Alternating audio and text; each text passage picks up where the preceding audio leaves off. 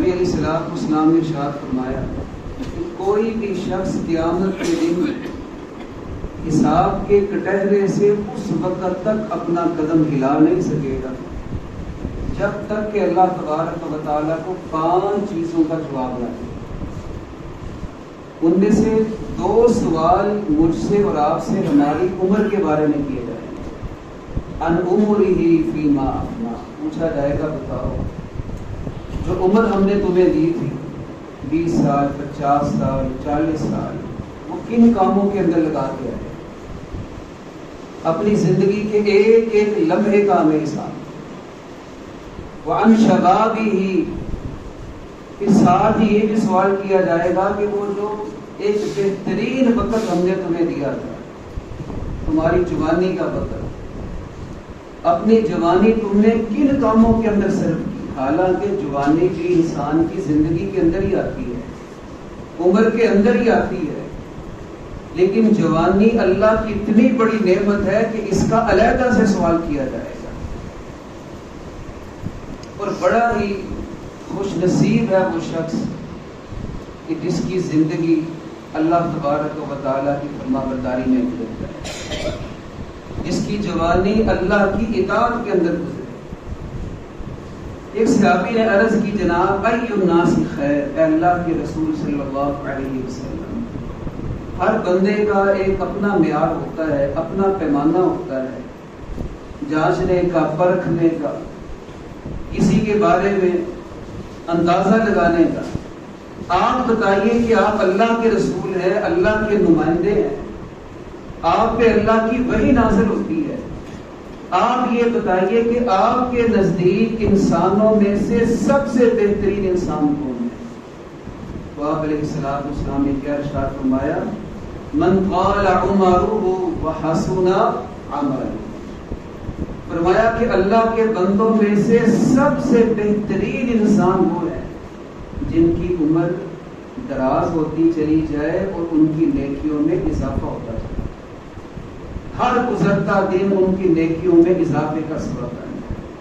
وہ تلاش کرے اس وقت میں کون سی نیکی کر سکتا ہوں، اللہ کو راضی کرنے کے لیے میں کون سا ایسا کام کر سکتا ہوں کہ میری زندگی جو ہے وہ اللہ کو پسند آ جائے۔ پھر پوچھا گیا کہ اللہ کے رسول صلی اللہ علیہ وسلم ای الناس شر، آپ یہ بتائیے کہ لوگوں میں سے بدترین انسان ہے۔ اب دیکھیے ایک وہ بندہ بدترین ہے جسے آپ کہتے ہیں کہ یہ بندہ اچھا نہیں ہے، ایک وہ بندہ برا ہے جس کے بارے میں اپنی رائے بیان کر لوں کہ یہ بندہ ٹھیک نہیں ہے، لیکن اس بندے کی بدنصیبی کا عالم کیا ہوگا جس کے بارے میں اللہ کے رسول فرما دیں کہ یہ بندہ بڑا ہی برا آدمی ہے۔ پوچھا گیا جناب لوگوں میں سے بدترین لوگ کون ہیں؟ آپ علیہ السلام نے فرمایا من قال عمرہ وساء عملہ او کما قال صلی اللہ علیہ وسلم، فرمایا کہ جن کی عمر بڑھتی جائے اللہ تبارک و تعالیٰ انہیں لمبی عمر عطا فرمائے، لیکن ہر گزرتا دن انہیں اللہ کی نافرمانی کی طرف لے جائے، ہر روز وہ ایک نیا گناہ کرتے ہیں، اللہ کو ناراض کرنے والا کوئی نیا کام ڈھونڈتے ہیں۔ تو میرے محترم ساتھیو، یہ جو زندگی اللہ نے ہمیں دی ہے، یہ جو سانسیں ہماری چلتی ہیں، یہ اللہ کی بہت بڑی نعمت ہے، بہت بڑا اللہ کا احسان ہے۔ اس وقت میں ہم اللہ کو راضی کر سکتے ہیں، اللہ سے توبہ استغفار کر سکتے ہیں، اپنی قبر کے اندھیروں کو روشن کر سکتے ہیں۔ رسول اکرم صلی اللہ علیہ وسلم اپنے صحابہ کے ساتھ جا رہے ہیں تو راستے میں ایک قبر آئی اور آپ علیہ السلام کی آنکھیں مبارکہ تھی کہ گاہے بگاہے آپ صحابہ کرام کی تربیت فرمایا کرتے، کوئی ایسا موقع ضائع نہیں جانے دیتے تھے کہ جس کے اندر تربیت کا پہلو ہو اور اللہ کے نبی علیہ السلام اس کی طرف صحابہ کرام کی ترغیب نہ کرے۔ آپ نے پوچھا کہ من صاحب ھذا القبر، اس قبر کے اندر کون دفن ہے؟ صحابہ کو پتا تھا، کہنے لگے فلان یا رسول اللہ، اللہ کے رسول مقبول صلی اللہ علیہ وسلم فلاں شخص اس قبر کے اندر دفن ہے۔ تو آپ علیہ السلام نے ارشاد فرمایا کہ رکعتان احب الى هذا من بقیۃ دنیاکم او کما قال صلی اللہ علیہ وسلم. فرمایا کہ میرے صحابہ، اگر اس قبر والے کو زندہ کیا جائے، ایک طرف ساری دنیا کے ہیرے جواہرات ہوں، ساری دنیا کا سونا ہو، چاندی ہو، کرنسیاں ہو، ساری دنیا ایک طرف رکھ دی جائے، اور ایک طرف اس قبر والے کو 2 رکعت نماز پڑھنے کا موقع دیا جائے، آخری صراط اسلام نے فرمایا یہ ساری دنیا کو ٹھکرا دے گا لیکن 2 رکعت نماز کو نہیں ٹھکرائے گا، کیونکہ اب قبر میں جا کے اس کو پتہ چل گیا ہے کہ 2 رکعت نماز کے ساتھ میں اپنے اللہ کو راضی کر سکتا ہوں، اپنے اللہ کو خوش کر سکتا ہوں. تو جو زندگی گزر گئی ہے وہ تو گزر گئی ہے، اور جو رہ گئی ہے ان دونوں کے بارے میں ہمارے پیغمبر کا بڑا ہی بہترین فرمان ہے. اللہ ہمیں وہ سمجھنے کی توفیق عطا فرمائے.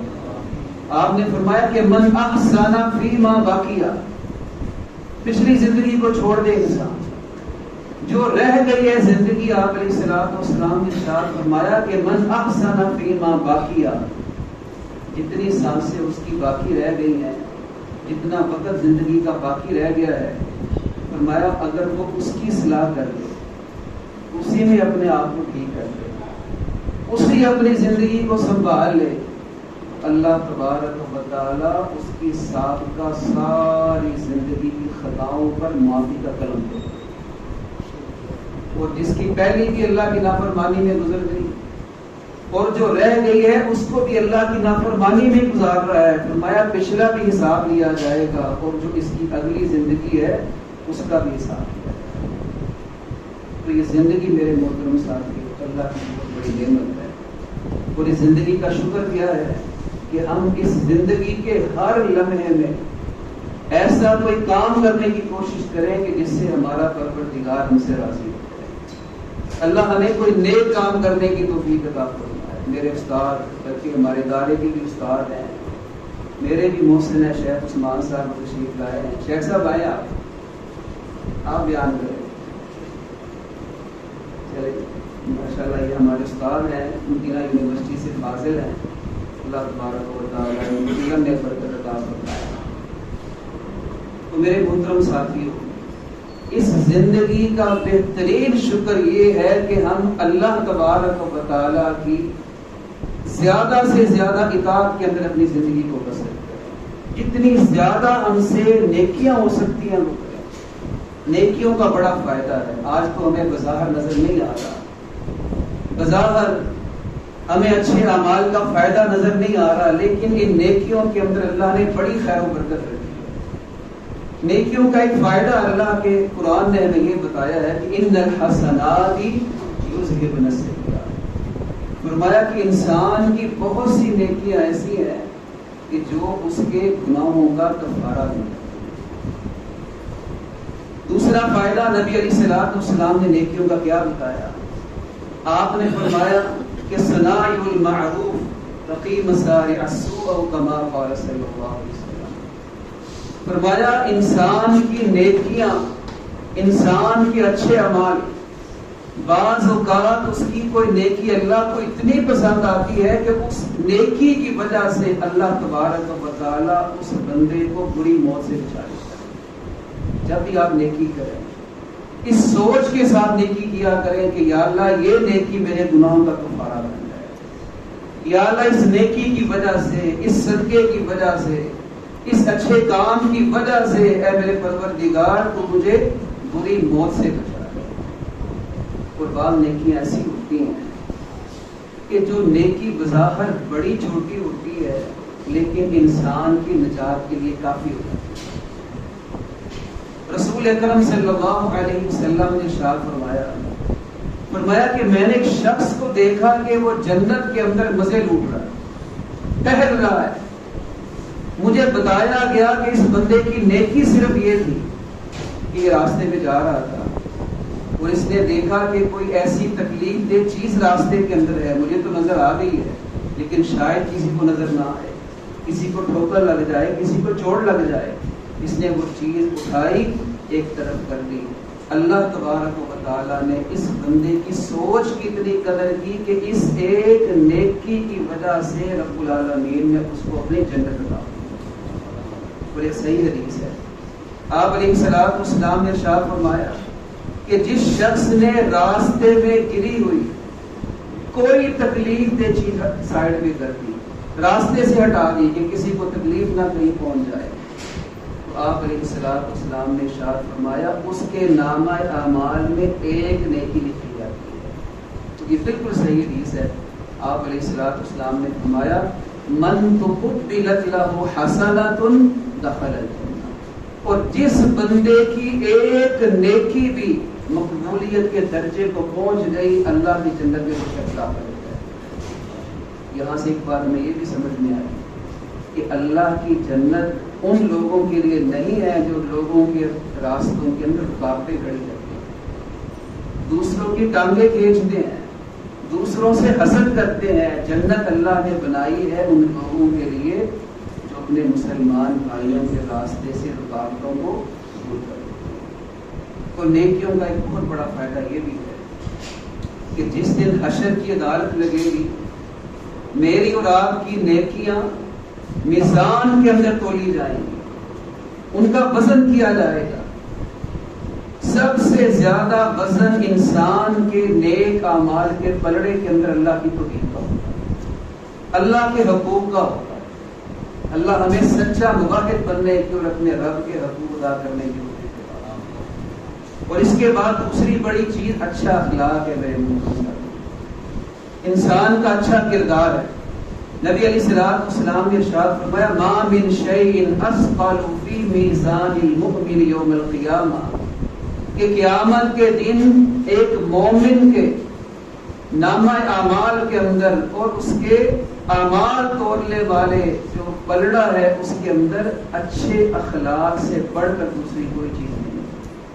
اچھا اخلاق اتنی بڑی نعمت ہے، اس قدر اللہ تبارک و تعالیٰ کا کسی بندے کے اوپر احسان ہے کہ اللہ اس کو اچھے اخلاق جیسی نیکی کرنے کی توفیق عطا۔ دیکھیے ہماری بات شروع کہاں سے ہوئی تھی، زندگی اللہ کی بہت بڑی نعمت ہے اور نعمت کا شکر ادا کرنا ہم سب پہ لازم ہے۔ اور نیکیوں میں سے ایک بہت بڑی نیکی اچھا اخلاق بھی ہے، اچھا کردار بھی ہے۔ اور نبی علیہ الصلوۃ والسلام نے ارشاد فرمایا، حدیث کا مفہوم یہ ہے کہ عبادات کے اندر انسان سے اگر کمی رہ جائے، تہجد پڑھنا چاہتا ہے اہتمام نہیں سے ہوگا، دل اس کا کرتا ہے اہتمام نہیں سے ہوگا، نفلی روزے رکھنا چاہتا ہے اس سے اہتمام نہیں ہو رہا، اگر یہ بندہ اپنا اخلاق ٹھیک کر لیتا ہے تو میرے محترم ساتھیوں عبادات کے اندر جو رہ جانے والی کمی ہے اللہ اس کے اچھے اخلاق کی وجہ سے پوری کر دیتا ہے۔ فرمایا کہ ان المؤمن لا یدرک، آپ علیہ الصلوۃ والسلام نے ارشاد فرمایا کہ ایک مومن جو ہوتا ہے وہ اپنے اچھے اخلاق کی وجہ سے، اپنے اچھے کردار کی وجہ سے درجۃ الصائم القائم کما قال صلی اللہ علیہ وسلم، فرمایا اگرچہ وہ تہجد نہیں بھی پڑھ سکا، نفلی روزے نہیں بھی رکھ سکا، اگر اس کا اخلاق ٹھیک ہے تو اللہ تبارک و تعالیٰ کی رحمت سے وہ تہجد گزاروں کے درجے کو پا لیتا ہے، نفلی روزہ رکھنے والے کے درجے کو پا لیتا ہے۔ اور آپ علیہ الصلوۃ والسلام نے ارشاد فرمایا کہ انا زعیم ببیت فی اعلی الجنہ، کہ میں ضمانت دیتا ہوں اس بندے کو جنت بھی اس کو اللہ کی ملے گی اور جنت کی بلندیاں بھی اس کو اللہ عطا فرمائے۔ اللہ ہمیں، ہمارے ماں باپ کو، اہل و عیال کو اللہ جنت بھی عطا فرمائے اور جنت کی بلندیاں بھی عطا فرمائے۔ اس کا نسخہ اللہ کے رسول نے کیا فرمایا؟ فرمایا لمن حسن خلقہ، جس بندے نے اپنا کردار ٹھیک کر لیا، اپنی عادتوں کو ٹھیک کر لیا، اپنے اخلاق کی اصلاح کر لی اور بری عادتوں سے اپنے آپ کو جو ہے دور کر لیا، پیچھا چھڑا لیا جھوٹ سے، غیبت سے، بد کلامی سے اور بدسلوکی سے اپنے آپ کو دور کر لیا، تو آپ علیہ الصلوۃ والسلام فرماتے ہیں جنت بھی اللہ عطا فرمائے گا اور جنت کی بلندیاں بھی اللہ عطا فرمائے گا۔ آپ سے پوچھا گیا جناب سب سے زیادہ وہ چیز جو لوگوں کو اللہ کی جنت میں لے کے جائے گی وہ کون سی ہے؟ تو آپ نے کیا فرمایا؟ فرمایا تقوی اللہ، اللہ کا ڈر ہے، اللہ کا خوف ہے۔ اللہ کا ڈر کیا ہے؟ تقوی کیا ہے؟ کئی اس کی تعریفیں ہیں۔ اس کی آسان سی تعریف کیا ہے کہ انسان زبان سے کچھ بولنا چاہے لیکن اللہ کے ڈر کی وجہ سے نہ بولے۔ بول سکتا ہے اپنی زبان سے، سنا سکتا ہے کسی کو، چپ کرا سکتا ہے، زہریلے کڑوے بول سکتا ہے، لیکن اپنے اللہ کے ڈر کی وجہ سے وہ ایسے لفظ نہیں بولتا۔ اور تقوی کا ایک معنی یہ بھی ہے، کچھ کرنا چاہے کر بھی سکتا ہے، اسباب بھی اس کے پاس موجود ہے، لیکن اللہ کے ڈر کی وجہ سے نہ کرے۔ اور دوسرا آپ نے کیا بات ارشاد فرمائی؟ فرمایا کہ اچھا اخلاق، یہ دو چیزیں نبی علیہ السلام نے فرمایا سب سے زیادہ تقوی کی وجہ سے اور حسن اخلاق کی وجہ سے لوگ اللہ کی جنت میں جائیں گے۔ پھر آپ سے پوچھا گیا جناب جہنم میں لے کے جانے والی چیزوں میں سے کون سی ایسی چیزیں ہیں جن کی وجہ سے سب سے زیادہ لوگ جہنم میں جائیں گے؟ آپ علیہ السلام نے کیا فرمایا؟ فرمایا الفم، پہلی چیز جس کی وجہ سے کثرت سے لوگ جہنم کے اندر گرائے جائیں گے وہ ان کی زبان کا غلط استعمال، والفرج، اور شرمگاہ کا غلط استعمال ہوگا۔ فرمایا یہ دو وجوہات ہوں گی جو لوگوں کو جہنم کے اندر گرائیں گے۔ اللہ ہمارے اخلاق کی اصلاح۔ آپ دیکھیے ہم بھی اللہ سے دعائیں کرتے ہیں، اللہ کے سامنے التجائیں کرتے ہیں، لیکن کچھ دعائیں وہ ہیں جو ہمارے پیغمبر اللہ سے کیا کرتے ہیں۔ اللہ ہمیں وہ دعائیں اللہ سے مانگنے کی توفیق دے۔ رسول اللہ صلی اللہ علیہ وسلم کی دعاؤں کے اندر ایک دعا یہ بھی ہوتی تھی کہ اللہم اہدنی لأحسن الاخلاق لا یہدی لأحسنها الا انت۔ اے اللہ میں تیرا پیغمبر محمد صلی اللہ علیہ وسلم تو سے دعا کرتا ہوں کہ اللہ تو بہترین اخلاق کی طرف میری رہنمائی فرما، اور اللہ اگر تو رہنمائی نہ کرے دوسرا کوئی رہنمائی نہیں کر سکتا۔ واصرف عنی سیئہا، یا اللہ جتنی بھی بد اخلاقیاں ہیں، برے اخلاق ہیں، اللہ ان کو مجھ سے دور کر دے، تیرے سوا کوئی دور نہیں کر سکتا۔ اب یہ اخلاق ہوتا کیا ہے؟ اخلاق یہ خلق کی جمع ہے جس کا معنی ہوتا ہے بندے کی عادتیں، بندے کا کردار، بندے کا اخلاق۔ ہمارے ہاں لوگ یہ سمجھتے ہیں کہ خوش اخلاقی صرف کسی چیز کا نام ہے کہ کسی کے ساتھ ہنس کے ملا جائے، خندہ پیشانی کے ساتھ ملاقات کی جائے، جب کسی کے ساتھ ملے تو ہنستے مسکراتے ہوئے ملیں، ٹھیک ہے یہ بھی اخلاق کا حصہ ہے۔ بلکہ نبی علیہ السلام نے فرمایا اگر تم اپنے مسلمان بھائی کے ساتھ خندہ پیشانی سے ملاقات کرو، اترے ہوئے چہرے کے ساتھ نہیں، کھلکھلاتے ہوئے چہرے کے ساتھ، ہو سکتا ہے تمہارے ہنستے مسکراتے ہوئے اس کے ساتھ ملاقات کرنے کی وجہ سے اس کے کئی دکھ دور ہو جائیں، اس کی پریشانیاں دور ہو جائیں۔ تو آپ علیہ السلام نے فرمایا جو خوش ہو کے کسی سے ملتا ہے، خندہ پیشانی کے ساتھ کسی سے ملتا ہے، تو یہ بھی اللہ تبارک و تعالیٰ کی بارگاہ میں اس کے لیے صدقے کا ذریعہ کیا جاتا ہے۔ اور ہمارے اخلاق کا پتہ کب چلتا ہے؟ علماء نے اس کی بہت سی جو ہے وہ چیزیں بیان کی ہیں کہ ہمارا اخلاق ظاہر کہاں پہ ہو؟ مسجد میں تو جب ہم جاتے ہیں، اسی طرح اور دیگر مقامات پہ دوست و احباب کے ساتھ ہم جاتے ہیں، بڑے اخلاق سے پیش آتے ہیں، وہ ہمیں دیکھ کے کہتے ہیں تو بڑا بااخلاق انسان ہے۔ لیکن ہم اپنا محاسبہ کریں کہ آیا کہ ہم ایک با اخلاق انسان ہیں یا ہمیں ابھی اپنے اخلاق کی اصلاح کرنے کی ضرورت ہے؟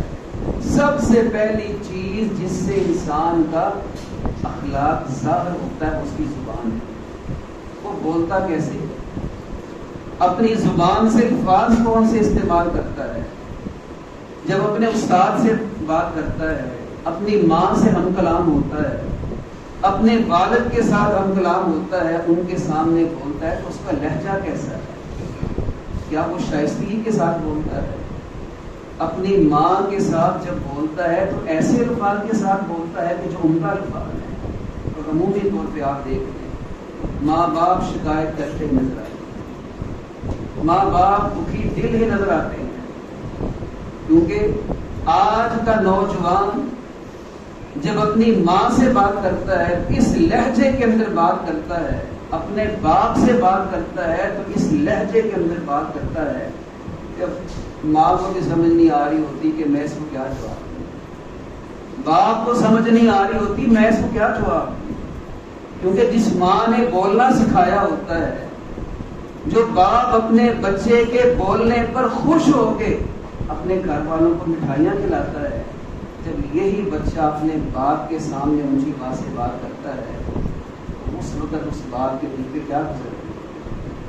یاد رکھیے، سب سے پہلی چیز ہمارا اخلاق جہاں سے نظر آتا ہے وہ ہماری زبان ہے، ہم کیسے بولتے ہیں، خاص طور پر جب ہم اپنے سے نیچے طبقے کے لوگوں سے بات کرتے ہیں۔ دیکھیے، جو اپنے سے بلند ہوتے ہیں نا، وہ پیسے کے لحاظ سے ہوں، علم کے لحاظ سے ہوں، بندہ ان سے بڑی احتیاط سے بات کرتا ہے، ایماندار بندہ ہے۔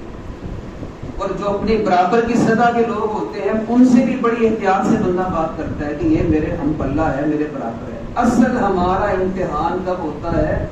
جب ہم اپنے ماتحتوں سے بات کر رہے ہوتے ہیں، جب کسی غریب سے ہم بات کر رہے ہوتے ہیں، جب کسی مسکین سے ہم بات کر رہے ہوتے ہیں، اس وقت پتہ چلتا ہے کہ ہمارا اخلاق کیسا ہے، ہمارا بولنے کا انداز کیسا ہے۔ اور دوسری چیز میرے محترم صاحب، ہمارا غریبوں کے ساتھ جو سلوک ہوتا ہے نا، وہ ہمارے اخلاق کا اظہار کرتا ہے۔ پھر وہی بات، امیروں کے ساتھ تو سب بڑا اچھا سلوک کرتے ہیں اور عمومی طور پہ وہ قدر ان کی نہیں ہو رہی ہوتی، ان کے پیسے کی قدر ہو رہی ہے۔ امیر کی جو عزت ہوتی ہے عمومی طور پر، بعض لوگ امیر بھی ہوتے ہیں، دیندار بھی ہوتے ہیں۔ اللہ تبارک و تعالیٰ جتنے مسلمان مالدار ہیں اللہ انہیں دیندار بھی بنائے، اللہ انہیں مزید مال بھی عطا کرتا ہے۔ لیکن عمومی طور پر جب عزت ہوتی ہے نا امیر کی، اس کے پیسے کی وجہ سے پتہ انسان کا اس وقت چلتا ہے جب وہ کسی غریب کے ساتھ جو ہے معاملہ کرتا ہے، غریب کے ساتھ اس کے تعلقات کیسے ہوتے ہیں۔ آپ دیکھ لیں، دعوت کا موقع آتا ہے، شادی کا موقع آتا ہے تو سب سے پہلے لسٹ تیار ہوتی ہے امیروں کی، فلاں کو بلایا جائے گا، فلاں کو سب سے پہلے کاٹ دیا جائے گا، اور آخر میں جا کے بیچارے جو غریب رشتہ دار ہوتے ہیں، غریب محلے دار ہوتے ہیں، مسکین ہوتے ہیں، ان کی باری آتی ہے۔ یہاں پتہ چلتا ہے کہ ہمارا اخلاق کیسا ہے، ہمارے اندر کی کیفیت کیسی ہے۔ نبی علیہ الصلوۃ والسلام نے ارشاد فرمایا کہ شر الطعام طعام الولیمہ، آپ نے فرمایا بدترین کھانا اس ولیمے کا کھانا ہے کہ جس میں مالداروں کو بلا لیا جائے تو غریبوں کو نظر انداز کر دیا جائے۔ جو آنا چاہتے ہیں بیچارے غریب رشتہ دار ہیں، غریب محلے دار ہیں، وہ سوچ رہے ہیں فلاں گھر میں شادی ہے، چلو ہمیں بلائیں گے، ہمارے بچے بھی ایک وقت کا اچھا کھانا کھا رہے ہیں، ان کو نظر انداز کیا جا رہا ہے۔ اور امیروں کو دعوت دی جا رہی ہے جو آنا بھی نہیں چاہتے، جو اس دعوت میں شریک نہیں ہونا چاہتے، انہیں اصرار کے ساتھ بلایا جا رہا ہے۔ تو جب بھی میرے محترم ساتھی ہو، کبھی آپ کا واسطہ کسی غریب کے ساتھ پڑے، کسی مسکین کے ساتھ پڑے، ایسا کوئی معاملہ ہو، تو اگر آپ غریبوں کو نظر انداز نہیں کر رہے، مسکینوں کو نظر انداز نہیں کر رہے، تو اللہ کا شکر ادا کریں کہ اللہ نے آپ کو ایک بااخلاق انسان بنایا۔ ہمارے نبی کس قدر اخلاق کا مظاہرہ کرنے والے کہ پیارے پیغمبر سے کسی کی تکلیف نہیں دیکھی جاتی۔ آج تو دوسرا تکلیف کے اندر بعض اوقات دوسروں کو احساس تک نہیں ہوتا، کوئی پریشان ہو دوسروں کو اس سے کوئی پریشانی لاحق نہیں ہوتی۔ نبی علیہ الصلوۃ والسلام اتنا خیال رکھتے تھے لوگوں کا، یہ بھی اخلاق ہے نا۔ اگر ہمارے دل کے اندر کسی کا احساس موجود ہے، چھوٹے کا احساس موجود ہے، بزرگ کا احساس موجود ہے، اپنے استاد کا احساس موجود ہے، اپنے والدین کا احساس موجود ہے، غریب رشتہ داروں کا احساس موجود ہے، تو اس کا مطلب ہے اللہ نے ہمیں ایک اچھے اخلاق والا انسان بنایا۔ رسول اللہ صلی اللہ علیہ وسلم نماز پڑھا رہے ہیں، بچے کے رونے کی آواز ہے۔ اب آپ علیہ الصلوۃ والسلام نے یہ نہیں کیا کہ نماز رب کی پڑھانی ہے، بلکہ آپ علیہ الصلوۃ والسلام نے اس بچے کی ماں کا خیال رکھتے ہوئے کہ اسے کس قدر پریشانی لاحق ہو رہی ہوگی، پیارے پیغمبر علیہ الصلوۃ والسلام نے اپنی نماز ہی مختصر کر دی۔ کیسا کردار ہے رسول اللہ۔ آپ کو شکایت لگائی گئی جناب یہ جو معاذ آپ نے ہمارا امام بنایا ہے، سارے دن کے تھکے ماندے ہم ہوتے ہیں، وہ جب نماز پڑھنے کے لیے آتے ہیں شام کو یہ یہاں پہ سورہ بقرہ شروع کر دیتا ہے، ہم سے کھڑا نہیں ہوا جاتا۔